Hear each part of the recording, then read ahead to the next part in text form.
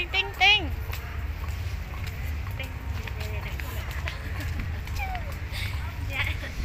Tôi muốn uống xíu.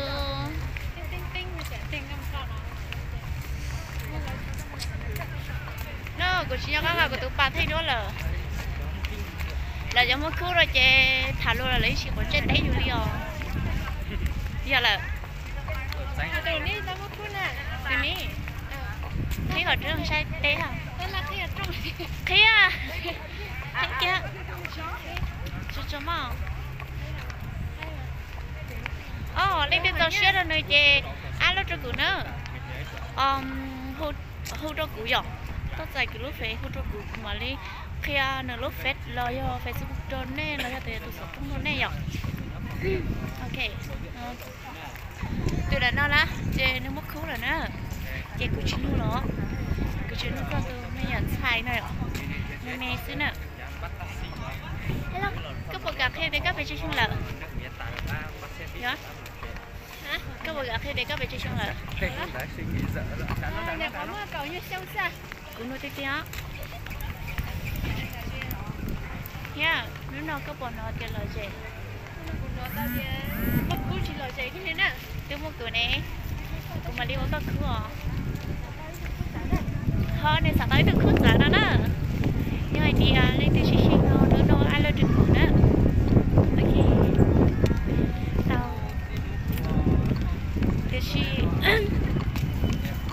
xin có cơ nó bên tôi nó bên châu sủng phố Hà Nội nữa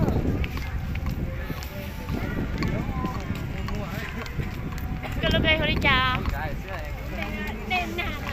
đây là xịn quá chào ồ em cô chỉ cho nó thế tiết tiền á thì chỉ phải được cũng được chứ ít chỉ có bỏ tàu YouTube đã hay rồi ô tàu ho thế nào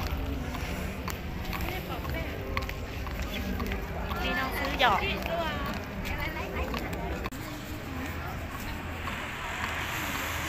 cá bay đưa nè. Hello. Anh lại chơi nữa. Đi qua chỗ em nhá. Từ. Nãy tôi xin nó nói nếu còn nói tiền là gì à? Ê, để xin nè. Nè, cho nhớ hỏi thứ tôi hả? Gì xin nhớ hỏi từ. Đó. Ê, hey. Nếu mà tao một lần rồi. Đó. Ok. Bộ cải cũng thiệt đó cả. Tinh tinh tinh tinh tưởng nè tao phải nó hả? Rồi có cái nó lại tiền nó chỉ tao một lần thôi nè lên từ sao tao chơi ok đó cũng nè. Cho cái từ sao tao là cửa. Ôi cũng nó tít tít hả? Ý chị chị alo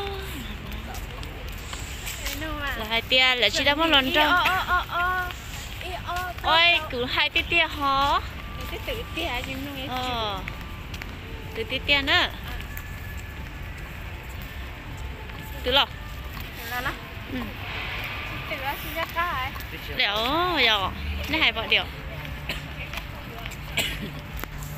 xong có tiệt tiêu nữa nó bé tôi mù chờ chưa bé tôi nó bé cho xuống phố cái rồi nhớ sao tính đâu á cô mù kề chân chân chứ ôi bé chỉ tao tôi bảo ta à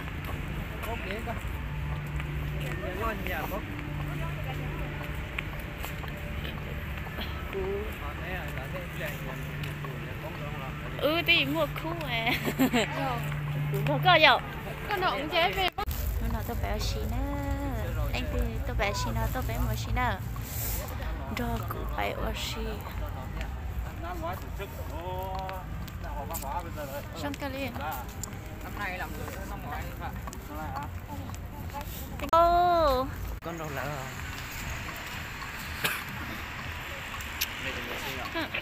mua vệ sinh nó chắc là tí tôi hỏi tệ xây thế hả nè ok dính đây ha